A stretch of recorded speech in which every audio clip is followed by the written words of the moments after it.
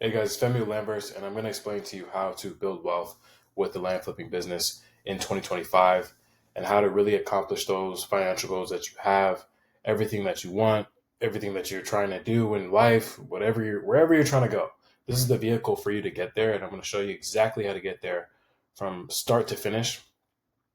And I'm going to start at the level of you just getting to 50 to $100,000 in cash. And I want to preface, these are not revenue numbers. The numbers that I have in front of me here are cash numbers. These are how to get to this number in cash within the next 18 to 24 months if you're willing to really put in the work. Now, to start this 50 to $100,000 level, this is for some people it can be the hardest level to get to because you have a lot of limiting beliefs and you think that like you have to do all these things to make 50 to $100,000 when in the grand scheme 50 to 100 grand is very nominal and is a very small number compared to what's out there. And if you're watching this, and there are some people that watch me that have tens of millions of dollars, so obviously that message is not for you. But if you're watching this and you have less than 50 grand, I'm going to show you exactly how to get to $50,000 in cash. And it starts with the foundations. You don't need all of the fancy data platforms and all these different things to make $50,000 in cash. You don't need it. You can start out very simple. And really, what you're going to need is marketing. You're going to need those quality leads of assets that are in demand. So when I say assets that are in demand, I mean properties that are consistently selling on the market within 60 to 90 days. And the way I'm able to see if something is in demand, I also look at how quickly did it go under contract from when it went for sale. So that tells you how quickly the market responded to that. So we look for trends in when we're doing market research, when my team's doing market research, we look at from the time it went for sale, how quickly did it actually go under contract? Not even sold. So there have been some properties where I see a property go for sale and it goes pending within 2 weeks. Now, if it goes pending in 2 weeks, and I'm like, okay, well, the market responded very quickly to that. Why? What's the story behind it? How can we implement the same strategy when we list a property in this area? And then it's sold within this amount of time. So when I say assets that are in demand, that's what I mean. What has the market already responded to? That's who we market to. Now, if there are more properties in demand than there are in supply in an area, you're always going to be able to sell properties extremely fast because the market will always respond to that. So that's step one, is being able to market to that kind of property type on a consistent basis. And also marketing to that property type in a way where you're not going to be getting deals where you're yielding 5K or 10K or 15K. We want to be getting deals where we're able to net $20,000 or $30,000 plus. And we want to do that consistently. If you can do that consistently, your cash ratio of going from, 5, 10, 15K to 50 to 100K will be extremely fast. You're going to be able to scale your cash flow from, like I said, 10 to 15 grand all the way to $100,000 plus if you follow exactly what I'm saying right now.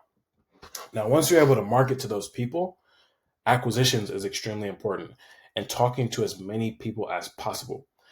Don't get confused with the busy work when these leads start coming in and you like doing a bunch of due diligence and all this stuff before you even call.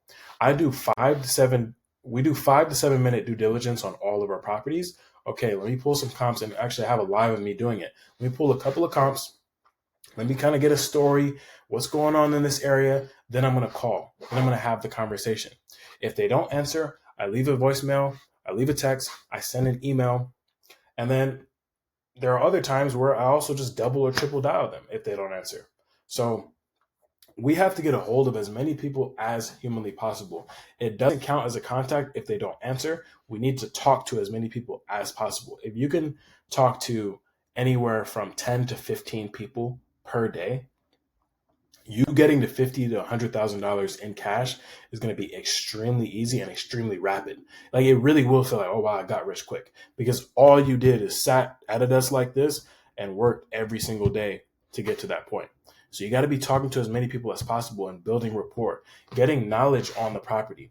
Like, let's get some information on this. Let's get a story. Why do you want to sell this? Why are you interested in selling? What's the story behind it? When was the last time you went to the property?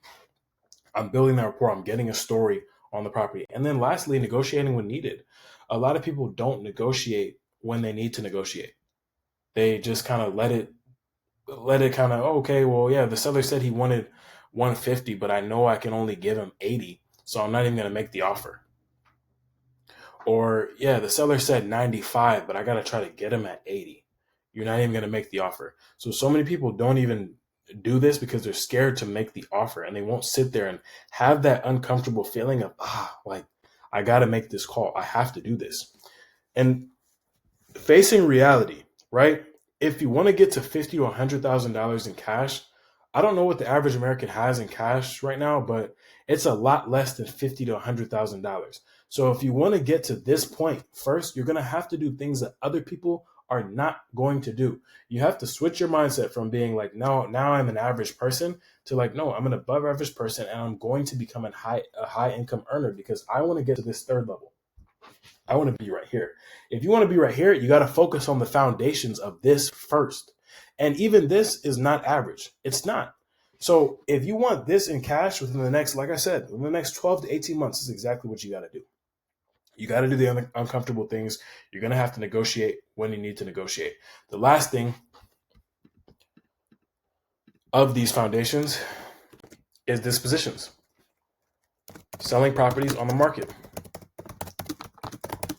And a lot of people ask me, oh, do you have cash buyers? Cash buyers, cash buyers, cash buyers, cash buyers. No, I don't have cash buyers.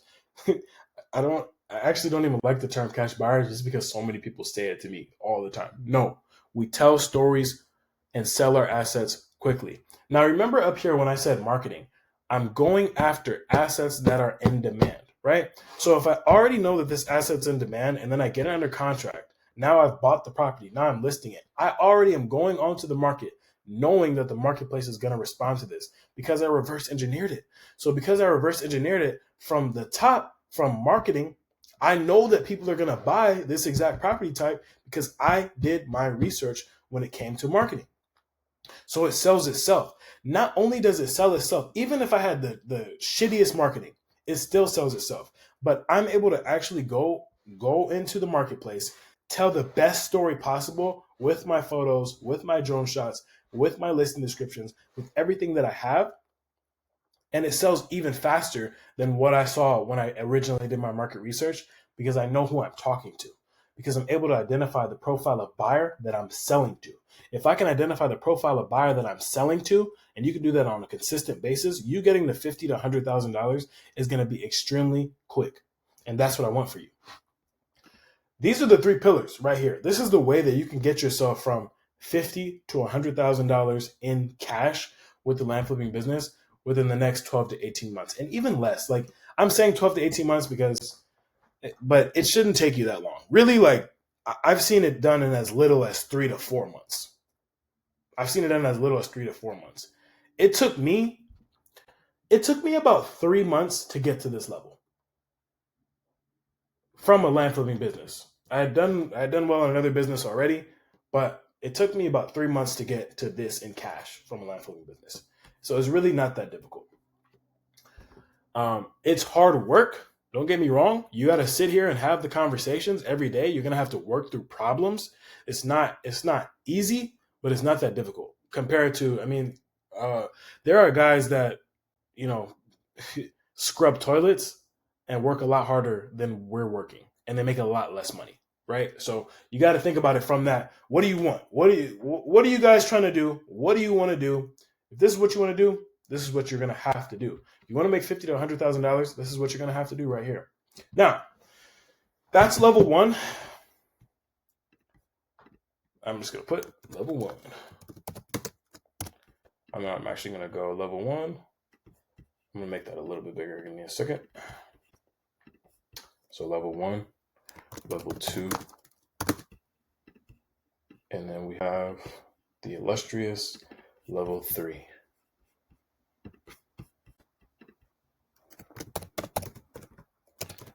Everybody wants to hit that big M. I'm going to show you exactly how to get there. Everybody wants to hit the big M. Nobody knows how to do it. See, nobody's willing to do the foundations first before they get to the big M. The foundations always come first. So now at level 2, what we now have is increased marketing to the same kind of quality assets that are in demand. So if you were before sending 5 to 10,000 mailers a month, now you're sending anywhere from 15 to 25,000 mailers a month, and you got to do it consistently. So really, at the level of $200,000 to $500,000 in cash, you're going to have to send out more mail. You're going to have to increase your marketing, and you're going to have to, so whether it be mail or text. So if you're sending out, let's say 10,000 texts, now you need to be sending out 50,000 texts to get to this next level of cash, right? So increased marketing, that's what it's going to take. It's also going to take, now you need to start building processes around what you've done. So now, and really you should be doing this at level 1, but especially at level 2, in order for you to get to level 3, you're going to have to do this. You got to record everything that you're doing now. So all your calls should already be recorded. But the way I'm doing this right here, you should be recording your processes step by step. What does it look like to open escrow? What does it look like to email someone? What does it look like to request a survey? What does it look like to call a broker? I need to have all of my processes dialed in and record everything. So now you can start dialing in your processes, because at this level, things can start to slip. You're going to be at this level sending out, let's say 30 to 40,000 mailers a month, or 100,000, 200,000 texts a month, or both. And then things are going to start to slip through the cracks because you don't have any standard process. You don't have any standard processes. You got to build out the SOPs. If you don't build that out, you're going to have trouble right here. And if you don't build out the processes right here, you'll never get to the 500K to $1 million. You will never get there. So you got to build out your processes. You got to start recording everything that you're doing. You have to start documenting every single little thing that you're doing in your business, because then you can kind of figure out, okay, what's working in my business? What's not working in my business? What do I need to cut out? Is there fat that I need to cut out? Is there something that I need to add? I need to see everything that's going on in the business so that I can properly track, which leads me into KPI tracking. So you need to be tracking all of the things that attribute to your highest performance. So what attributes to your highest performance? What attributes to you selling properties quickly? What attributes to you getting a contract from a seller signed faster than the one before? What attributes to that?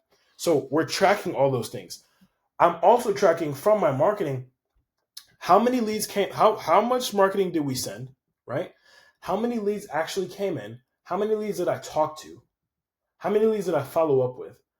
How many contracts did I send? How fast do those contracts get sent back to me?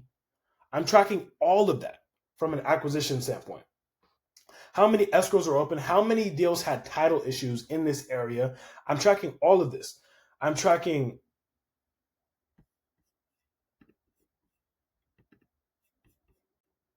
when I go to sell a property, I'm tracking every week how many views, how many saves it has, how many showings it's had, how many calls it's had, what are the questions like? What are the average amount of questions that this buyer is asking, right? What kind of questions are they asking? Are they asking about this in particular? Are they asking about that? I'm tracking that. Every single thing I'm tracking. And there are some KPIs that you may not end up needing, right? You may not end up needing some of these KPIs, but we track all of the numbers. What are the things, like I said, what are the things that lead to higher and greater performance in your business? The highest, one of the highest activity things that you can do, one of the highest levers that you can pull is acquisitions. So where you really need to have your KPIs dialed in the most is when you're talking to sellers. Average call time, average profile of seller. How do we close this profile versus that profile? What does that look like? What is the speed of contract when we're sending an email versus a text? This is higher level stuff that I'm talking about, guys. So in order for you to get to, like I said, in order for you to get to that 500K to $1 million, you have to think about these higher level and bigger picture things when you're building your land flipping business. So you got to track every single one of those KPIs. And like I said, there will be some KPIs that you don't need to track. There will be some that like, okay, this doesn't really matter. But there will be some that really do matter. And like I said, the biggest lever that you can pull are those ones where you're talking to sellers and those ones where you're actually selling the property. So next, you're going to need small team building. So at this level, it really depends on your strengths and the person's strengths on what they need to hire. What I usually recommend is for you to get extremely, extremely, extremely, extremely good at acquisitions And then that should probably be like the last thing that you hire, right? There are some people that I instruct to do it a different way because they are good at acquisitions and they can teach it, but you have to be so good at this that you can teach it like the back of your hand. So I don't usually even recommend someone hiring that out until they can get to like 500K to a million. So what you're going to need is small team building. So what are those tasks that you need to sub out so that you can kind of focus on managing a team, managing a small little team, and still talking to sellers on a day-to-day basis? Well, you're going to need someone to help you send contracts. You're going to need someone to help you do transactions. You need someone to help you manage listings. So really, a generalist VA transaction coordinator is probably the best thing for you at this time. And someone that actually sends contracts to title, someone that reviews title reports, someone that manages listings. A really good A-player transaction coordinator can do all those things for you. But you have to find an A player. At this point, your team should not be bigger than anywhere from like 1 to 2 people. And honestly, 2 might be a little too much. If you're really working hard, if you're really dialed in on this, 2 might be a little too much. You really just need 1 VA at this point to get those smaller parts of the business that can slow your process, right? So like I said, sending a contract, following up on a contract, opening title, opening escrow, talking to a broker, those things that kind of slow the process of you talking to sellers, those are the things where you need to hire out first. And then you need to also start building culture. What are my values? What are my company values? What kind of manager do I want to grow to be? How do I want to lead a team? How do I want to build a team? How do I want to grow a team? That's what you need to start thinking about now. At this level of $200,000 to $500,000, you need to start thinking, okay, what kind of culture do I need to build in order to sustain myself to $500,000 to $1 million plus? Now we're thinking about that level, right? Culture building. What are the values? How do we talk to each other? Do we respect each other? Am I inspiring as a leader? Does my team look at me and get inspired by my vision? Those are things that you need to start thinking about. And this is why before I said, this is why before I said you need to start building out standard processes, because if you really put in that much effort into a Rolodex of content for your team, they're going to believe in your vision. They just are. They're going to be A players and they're going to be like, wow, I buy into everything that this person is saying because they built out all these processes and they're talking about culture. Even if the company is 2 or 3 people, they built this out to a point where it's very clear and very concise for me, and I can come in here and do well, right? It's not just about the money. Now you have to get your employees to believe that, hey, like I'm building something here. If they feel like they're building something, they're always going to stay. They're always going to stay. And so that's why in the culture building it's so important, because if they feel like they're building, they'll stay. They will. And you won't have to worry about siphoning out all these different hires. Now, of course, you're still going to have to, it can take some time to find an A player, especially when you start. I can give you the full playbook on how we hire, which is actually in the Lamverse coaching program. But even if you followed all of that, you're still likely to make a mistake because you haven't done it yet. So you got to be able to do it and kind of go through it and identify where you might be making mistakes. So level 3, and this is the level that everyone wants to get to, right? So if you followed everything up until this point, you should have at least $500,000 in cash right now. And I mean, like everything I just said in the last, what have I been talking for? 15 minutes, 18 minutes. Everything that I've said in the last 18 minutes, if you followed all those things, now you should be at $500,000 in cash at the very least. This is the level where, honestly, this is the easiest level. If you did everything before this, this is not hard. This is not hard. And so I need you guys to understand that this is not hard because now I've built the foundation. Because I built the foundation, this level 3 right here is going to be extremely easy and simple for me to implement. It is. And now at this point, you will have trained yourself mentally to like, you don't have any limiting beliefs at this level.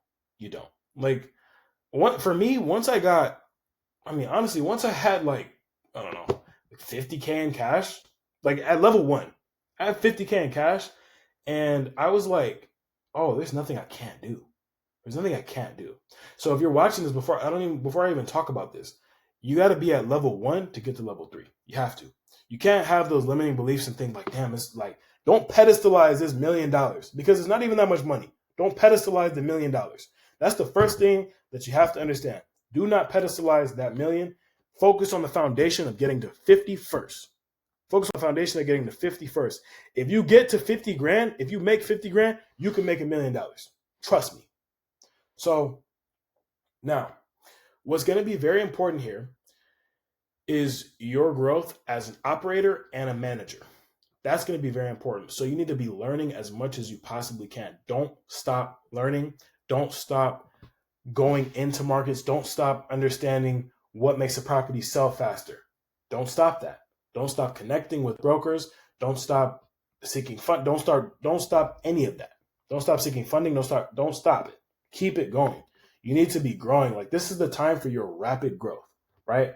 And this is what you focus on. So even like things outside of life, right?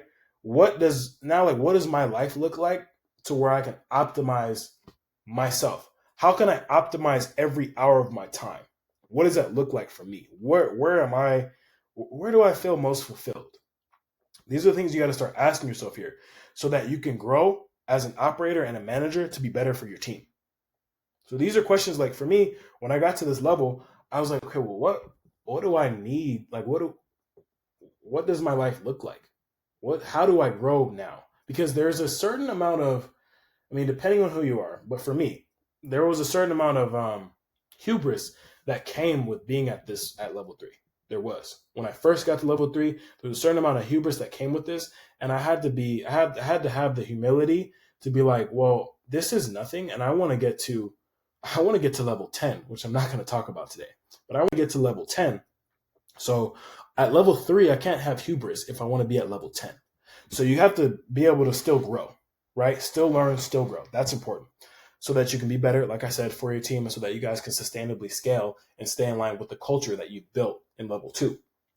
You also have to increase your marketing again. So you're going to see as well, in order to scale in profit, you got to increase your marketing. At this level, you're going to have to be at anywhere from, I'd say, 30 to 40,000 mailers on a consistent basis every month.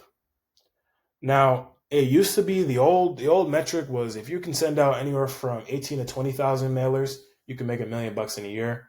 But man, that's changing. So at this level, you should be split testing your marketing. You should be really at level 2. Also, you can split test your marketing, but at this level, you should be split testing. You should be tracking how people are responding to the mail depending on the mailer that you sent out. You should be tracking all those things. Like right now is like,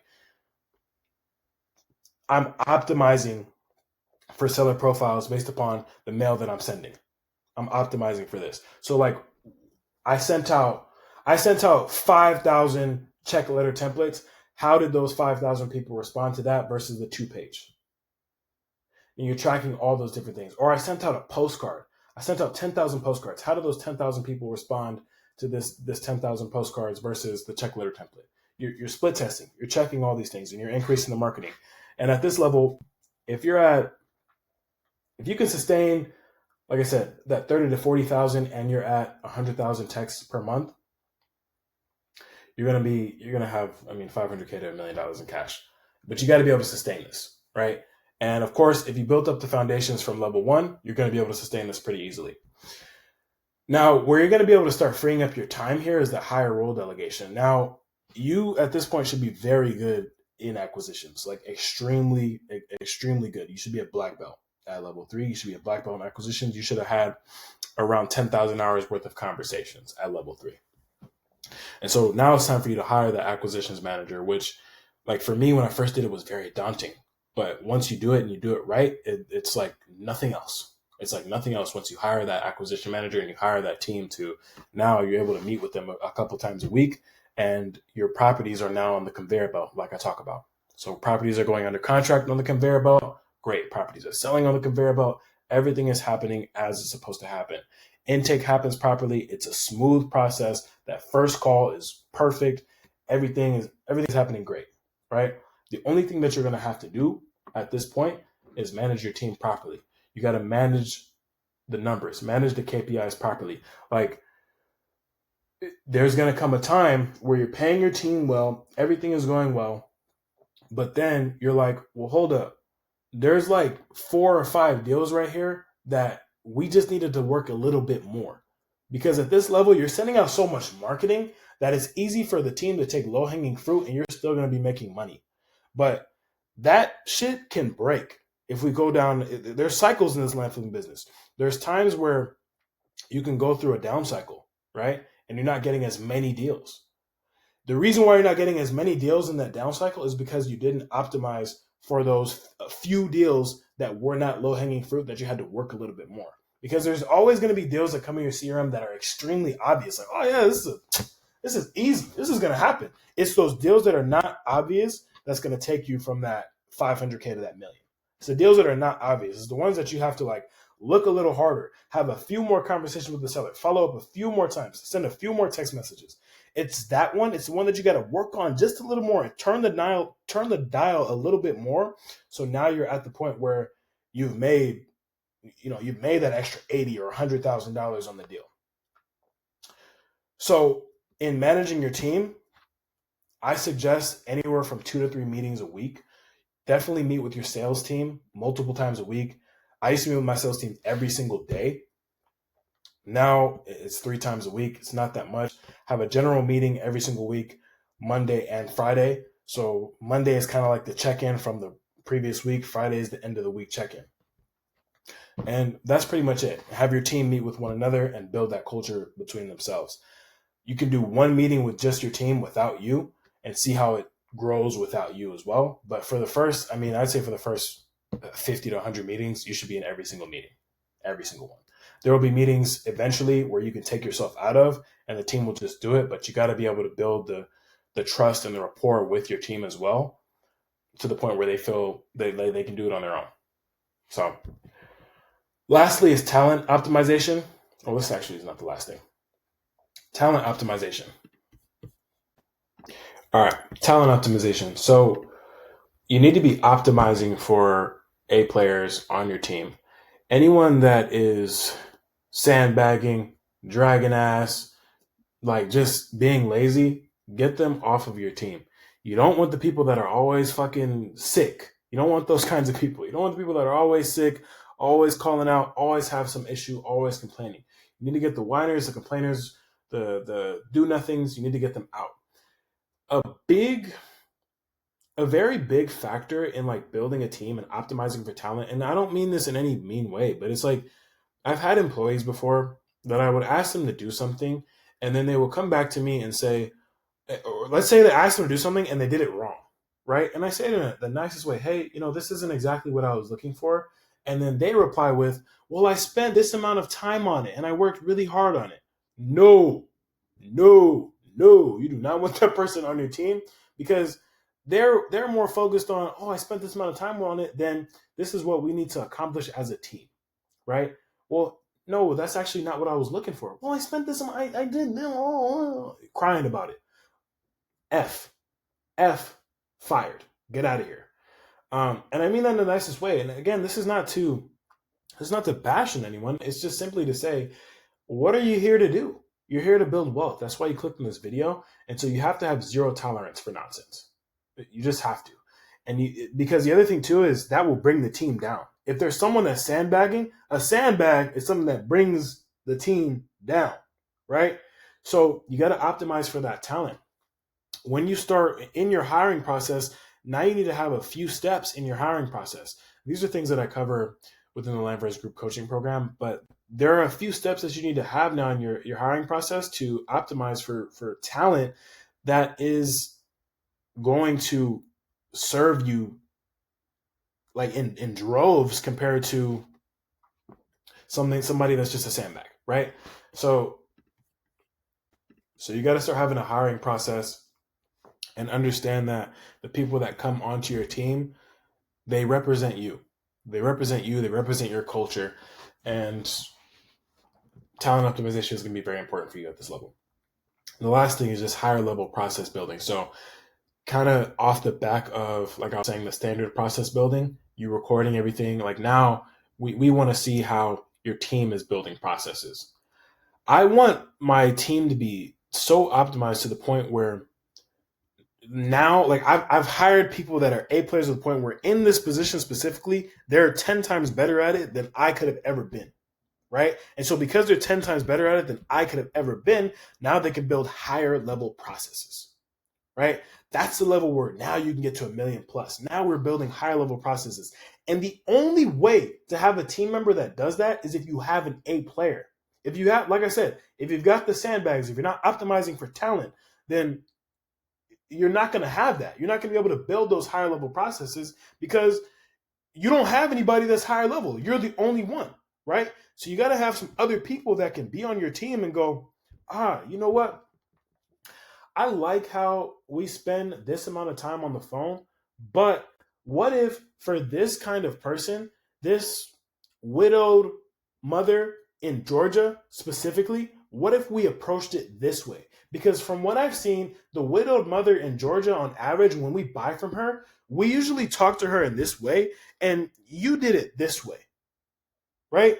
And like, this is higher level stuff that I'm talking to you guys about, right? This is not cookie land, right? This is higher level things.